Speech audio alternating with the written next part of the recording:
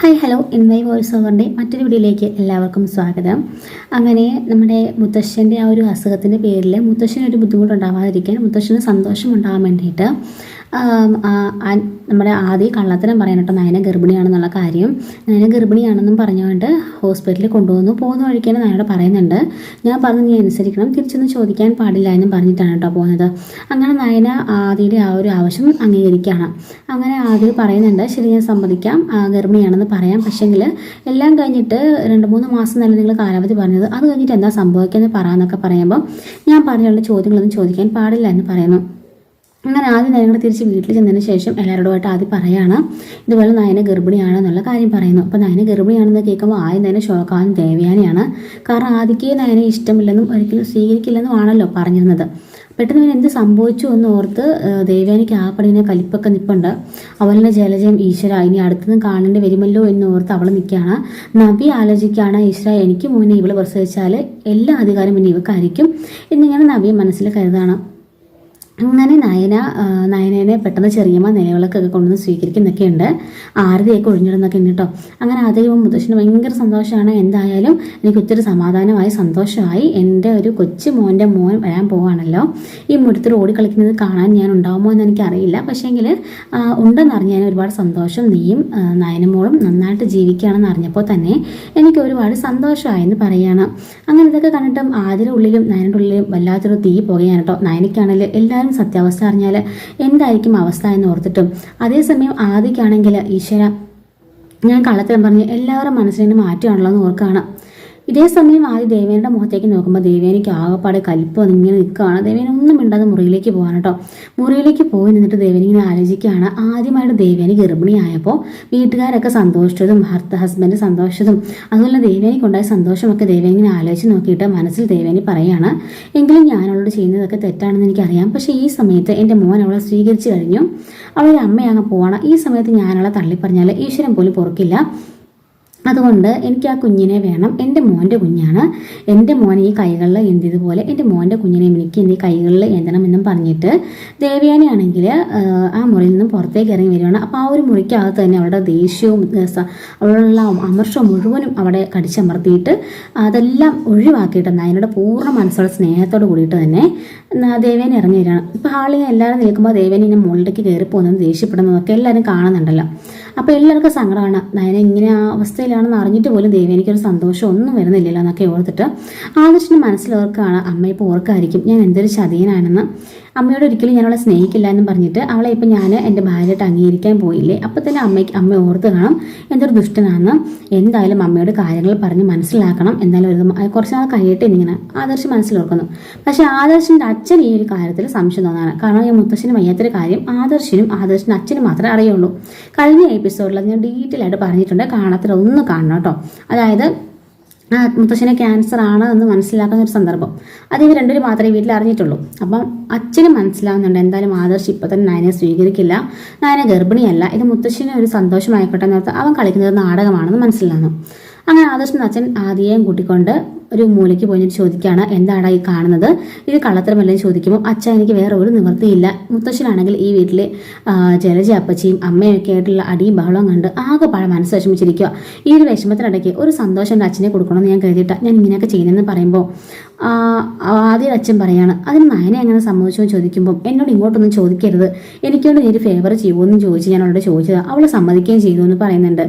അപ്പോഴേക്കും അയാൾ പറയണം, പക്ഷെ ദേവയാനിയുടെ അവസ്ഥ നീ കണ്ടില്ലേ, നിന്നോട് ഇനി ഇരട്ടി ദേഷ്യമായിരിക്കും. അപ്പോൾ ആദ്യം പറയാണ്, അത് എങ്ങനെയല്ലേ സോൾവ് ചെയ്യാൻ വച്ചാന്ന് പറയുന്നു. അങ്ങനെ മുകളിലത്തെ നിലയിൽ നിന്നും ദേവയാനി ഇറങ്ങി വരുമ്പോൾ ദേവിയുടെ കയ്യിലൊരു സാധനം ഉണ്ട് കേട്ടോ. അങ്ങനെ ദേവയാനി ഇറങ്ങി വന്നിട്ട് അപ്പോൾ എല്ലാവരും ഹാളിൽ മൊത്തം വരും, അനിയും സാഹിബും എല്ലാവരും കൂടി നിൽക്കുകയാണ്. അപ്പം ദേവയാനി നയനയുടെ അടുത്തേക്ക് വന്നിട്ട് നയനയുടെ കയ്യിലേക്ക് ഈ ഒരു സാധനം സന്തോഷമായിട്ട് കൊടുക്കുകയാണ്. അപ്പം നയന ഇങ്ങനെ ചിരിച്ചുകൊണ്ട് ദേവയുടെ മുഖത്തേക്ക് നോക്കിയിട്ട് ആ സാധനം ഇങ്ങനെ മേടിച്ച് തുറന്നു നോക്കുമ്പോൾ എന്താണെന്നറിയാവോ, അതായത് ഈ ദേവയാനി ഗർഭിണിയായ സമയത്ത് ആദ്യമായിട്ട് മുത്തശ്ശി കൊണ്ടിട്ട് ദേവയാനിക്ക് കുറേ കുഞ്ഞുടുപ്പുകളൊക്കെ കൊടുക്കുന്നുണ്ട്. അതായത് കുഞ്ഞുണ്ടായി ഇടാൻ വേണ്ടിയിട്ടുള്ള കുഞ്ഞുടുപ്പുകൾ. അപ്പോൾ ആ കുഞ്ഞുടുപ്പുകൾ ദേവയാനി സൂക്ഷിച്ചു വെച്ചിട്ടുണ്ടായിരുന്നു കുറച്ച് ദിവസം ഇട്ടതിന് ശേഷം. അപ്പോൾ ആ സൂക്ഷിച്ച ആ ഉടുപ്പുകൾ ഗിഫ്റ്റ് പോലെ തൻ്റെ മരുമകൾക്ക് കൊടുക്കുകയാണെന്നും പറഞ്ഞുകൊണ്ട് ദേവയാനി കൊടുത്തിട്ട് ഞാനെ കെട്ടിപ്പിടിച്ച് നെറ്റിക്ക് ഒരു ഉമ്മ കൊടുത്തിട്ട് പറയാണ്, എനിക്കെൻ്റെ ദേഷ്യവും അമർഷവും ഒക്കെ ഉണ്ടായിരുന്നു, അത് നിന്നോടായിരുന്നില്ല, നിൻ്റെ അമ്മയോടും ചേച്ചിയോടും ആയിരുന്നു. കാരണം എൻ്റെ മോനെ കബളിപ്പിച്ചതാണ് നിൻ്റെ അമ്മയും നിൻ്റെ ചേച്ചിയും കൂടിയിട്ട് എൻ്റെ മോനെ കല്യാണം ഉണ്ടെങ്കിൽ നാണം കിടത്തി എൻ്റെ മോനെ ഇഷ്ടമില്ല നിന്നെ വിവാഹം കഴിച്ചത്. അതുകൊണ്ടാണ് ഞാൻ ഇത്രയും കാലം നിന്നോട് ദേഷ്യപ്പെട്ടത്. എന്നാൽ ഇപ്പോൾ നിൻ്റെ വയറ്റിൽ അവനൊരു കുഞ്ഞാവ് ആയപ്പോൾ തന്നെ എനിക്ക് മനസ്സിലായി അവൾ നിന്നോട് യഥാർത്ഥമായിട്ട് സ്നേഹം ഉണ്ടെന്ന്. അതുകൊണ്ട് ഞാൻ പറയാണ്, ഇനി മുതൽ ഞാൻ ഇവിടെ ദേഷ്യപ്പെടുക വഴക്കുണ്ടാക്കുക ഒന്നും ചെയ്യില്ല. ആദ്യം പറഞ്ഞ പോലെ തന്നെ കംപ്ലീറ്റ് ആയിട്ട് റെസ്റ്റ് എടുക്കണം. ഈ വീട്ടിൽ ജോലി ചെയ്യാൻ ജോലിക്കാരികളുണ്ട്. അത് മാത്രമല്ല ഞങ്ങൾ ജലജയും ഞാനും ജാനകിയൊക്കെ ഉണ്ട്. നീ ഇനി അടുക്കള കയറുക പോലും വേണ്ട എന്നൊക്കെ പറയുന്നുണ്ട്. അങ്ങനെ എൻ്റെ മോളെ ഞാൻ നോക്കിക്കൊള്ളാം എന്നൊക്കെ പറഞ്ഞ് സ്നേഹത്തോടെ പിടിച്ചുകൊണ്ട് സെറ്റിലൊക്കെ ഇരുന്ന് കാണുമ്പം നായകന് തന്നെ അത്ഭുതമായി പോവാണ്. ഇത് കാണിക്കുന്ന ദേവേന് തന്നെയാണോ എന്ന്. അതുപോലെ തന്നെ എല്ലാവർക്കും അത്ഭുതമാവണം കേട്ടോ ഈ കാണിക്കുന്നത് സത്യമാണെന്നുള്ള കാര്യത്തിൽ. അങ്ങനെ എല്ലാവരും വണ്ടടിച്ച് നിൽക്കുകയാണ്. ആദർശാണെങ്കിൽ ഈശ്വര എല്ലാം കഴിഞ്ഞു. അമ്മ ദേഷ്യപ്പെടുകയാണെങ്കിൽ എങ്ങനെയൊക്കെ ഒതുങ്ങി നിൽക്കുകയായിരുന്നു. ഇതിപ്പോൾ അമ്മ നയനോട് ഭയങ്കര സ്നേഹത്തിലായിരിക്കുകയാണ്. ഇതെങ്ങനെ സത്യമല്ലെന്ന് അറിയുമ്പോൾ അമ്മയ്ക്ക് നയനുള്ള ദേഷ്യം ഇരട്ടിക്കും എന്നൊക്കെ ഇങ്ങനെ മനസ്സിൽ ആലോചിച്ച് നിൽക്കുകയാണ് കേട്ടോ. അപ്പോഴേക്കും മുത്തശ്ശൻ പറയണം, എൻ്റെ മനസ്സെന്തായാലും നിറഞ്ഞു കൊളുത്തു. കാരണം ദേവേനെ ഒരിക്കലും നയനെ സ്വീകരിക്കുമെന്ന് ഞാൻ കരുതിയതല്ല. ഈ ഒരു അവസരത്തിൽ നയനെ ദേവേനെ സ്വീകരിച്ച് ദേവേനയുടെ അമ്മായിയമ്മ ദേവേനിക്ക് കൊടുത്ത ആ ഗിഫ്റ്റ് ദേവേനി അവളുടെ മരുമകൾക്ക് കൊടുക്കുമ്പോൾ ഒരുപാട് സന്തോഷമുണ്ട്. ഈ വീട്ടിലൊരു ഉണ്ണിക്കണ്ണ് അല്ലെങ്കിൽ ഒരു മഹാലക്ഷ്മി ആരായാലും സാരമില്ല, ഓടി കളിക്കണം.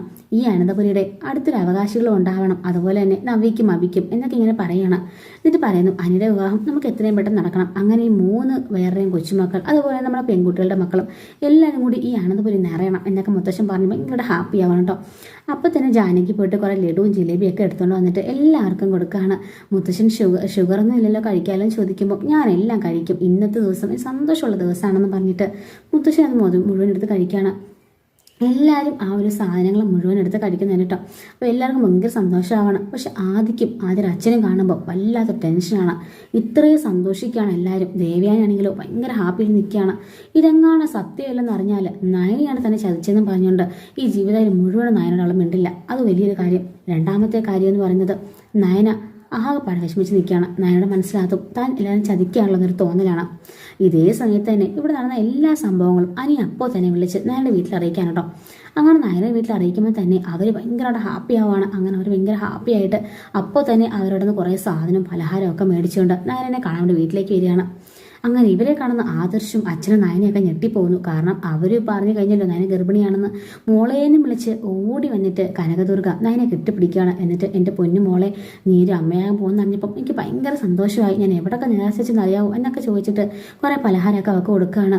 എന്നിട്ട് അവർ ദേവേനോട് നിൽക്കുന്നതുകൊണ്ട് തന്നെ അവരോടൊന്നും ഇരിക്കുക പോലും ചെയ്യാതെ ഇങ്ങനെ മാറി നിൽക്കുമ്പം ദേവേന് പറയണം, അന്ന് ഇരിക്കുക, എന്തിനാ മടിച്ച് നിൽക്കുന്നേ എന്നും പറഞ്ഞിട്ട് അവരവിടെ ഇരുത്തുന്നു. അതിനുശേഷം വേലക്കാരോട് ഇവർക്ക് വെള്ളം കൊണ്ടുപോകാമെന്നും പറഞ്ഞ് വെള്ളം കൊണ്ട് കൊടുക്കുന്നുണ്ട്. അതിനുശേഷം പറയാണ്, ഇനി നിങ്ങളെ പേടിക്കണ്ട നയന, ഇനി എൻ്റെ മോള ഞാൻ തോന്നിക്കൊള്ളാം പൊന്നു പോലെ എന്ന് പറയുമ്പോഴേക്കും കനകദുർഗ 2 കൈയും കൂപ്പിയോട് എഴുന്നേൽക്കുകയാണ്. എന്നിട്ട് ദേവിയോട് പറയാണ്, ഈ ഒരു വാക്ക് കേട്ടപ്പം ഒരുപാട് സന്തോഷമായി, ഒത്തിരി സന്തോഷമായിട്ടുണ്ട്. എന്തായാലും നിങ്ങൾ എൻ്റെ മോളെ അംഗീകരിച്ചല്ലോ. അവളുടെ നല്ല മനസ്സാ, നവ്യെ പോലൊന്നും അല്ല, അവളെ സ്നേഹിച്ച അവൾ ചങ്കം മറിച്ചു കൊടുക്കും എന്നൊക്കെ പറഞ്ഞിട്ട് അവർ അമ്മയും പറയുന്നുണ്ട്. അങ്ങനെ ആകെപ്പാടെ സീൻ മൊത്തം കുഴഞ്ഞു മറിഞ്ഞ് കിടക്കുന്നതുകൊണ്ട് തന്നെ ആദർശിൻ്റെ അച്ഛനും ഇങ്ങനെ വണ്ടടിച്ച് നിൽക്കാൻ കേട്ടോ. അപ്പോൾ ഇതുപോലുള്ള അപ്കമിങ് ആയിട്ടുള്ള എപ്പിസോഡ് നമ്മുടെ ചാനലിൽ എപ്പോഴും ഞാൻ അപ്ലോഡ് ചെയ്യുന്നുണ്ട്. മിസ്സാവാതിരിക്കാൻ ചാനൽ സബ്സ്ക്രൈബ് സപ്പോർട്ട് ചെയ്യണേ. Thanks for watching.